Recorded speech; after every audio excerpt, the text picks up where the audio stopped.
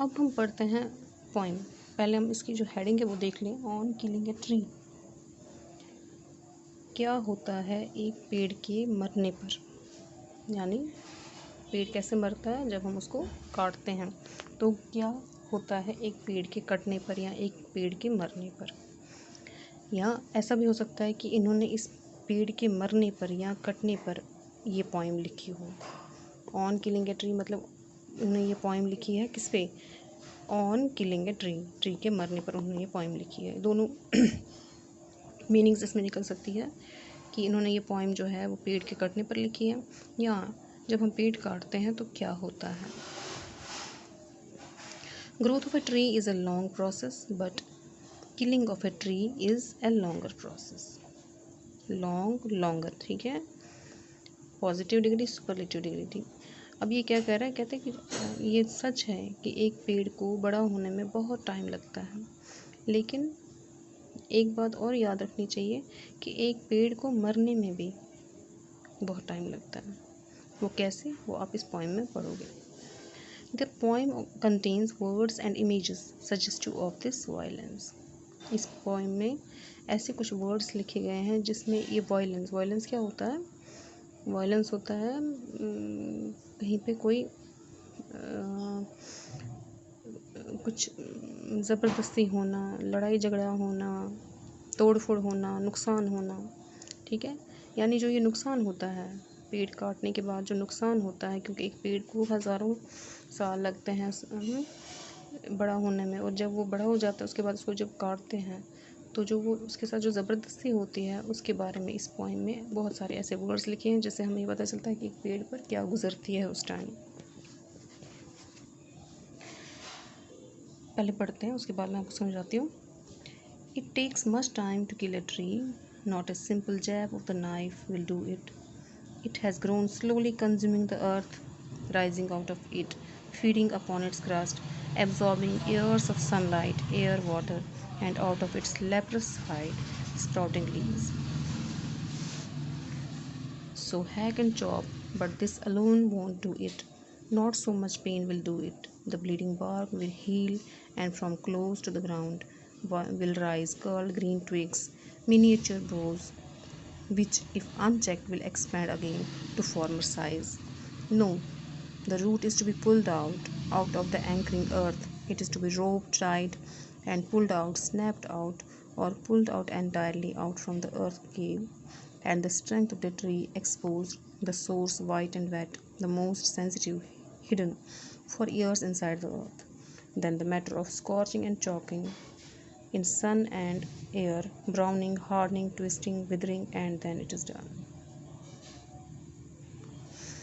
एक साइड से ये जो है मतलब दिखा रहा है कि अगर आप पेड़ काटना चाहते हो, आप कहते हो कि मैंने एक पेड़ काटा, मैंने एक पेड़ को ख़त्म कर दिया, तो ये आपकी गलत फहमी है। ये एक किस्म की आयरनी दिखा रहा है यहाँ पे कि लोग जो है कितनी बेदर्दी के साथ एक पेड़ को काटते हैं। जैसे अगर कोई जानवर या कोई इंसान अगर उसकी जान निकल जाए तो एकदम से निकल जाती है, लेकिन पेड़ एक ऐसा मतलब लिविंग थिंग है जो कटने के बाद भी जो है उसकी जान नहीं निकलती है, क्योंकि उसकी जान जो है होती किस में होती है, रूट्स में होती हैं। और ये पॉइंट दिखाना चाहता है कि ये जो पेड़ है इसको कितनी दर्द होती होगी, कितनी तकलीफ़ होती होगी जब इसको काटते हैं। चलिए हम पहले पढ़ते हैं। It takes much time to kill a tree, not a simple jab of the knife will do it. कहता है एक पेड़ को काटने में बहुत टाइम लगता है। आप ऐसा ना समझना कि सिर्फ एक आप चाकू लोगे या कुल्हाड़ी लोगे, उससे आप उस पर एक वार करोगे और वो कट जाएगा या वो मर जाएगा, ऐसा नहीं है। क्यों? क्योंकि it has grown slowly consuming the earth. जब ये पेड़ ग्रोथ करता है तो ये जितना ऊपर अपनी शाखाएं बढ़ाता है उतना ही ये नीचे अपनी जड़ों को भी फैलाता है। इसलिए ये बढ़ गया है। कैसे? इसने इस ज़मीन में अपनी जड़ें फैलाई है और इस ज़मीन से जो फीडिंग हासिल की है, इस ज़मीन ने, इस मिट्टी ने इसको बड़ा किया है। अपॉन इट्स क्रस्ट मीन्स मिट्टी है। एब्जॉर्बिंग ईयर्स ऑफ सनलाइट, बहुत सालों तक इस धूप ने, हवा ने, पानी ने इसको बड़ा किया है और ज़मीन की मिट्टी ने इसको बड़ा किया है। And out of its leprous hide sprouting leaves, और जो इसकी लेप्रस हाइड होती है यानी जो इसका जो तना होता है वो मतलब वो खुरदरा होता है, कर्ल्ड होता है, तभी इसको यानी लेप्रस मीन्स जो प्लेन ना हो, ठीक है। वहाँ से फिर जो ये शाखाएं निकलती हैं, उन शाखाओं से फिर पत्ते निकलते हैं, यानी बहुत साल लगते हैं एक पेड़ को बड़ा होने में। So hack and chop but this all alone want it, इसलिए अगर आप बोलते हो कि मैं इसको ज़ोर से कुल्हाड़ी मारूंगा, इसके टुकड़े कर दूंगा तो ये मरेगा, ऐसा नहीं है।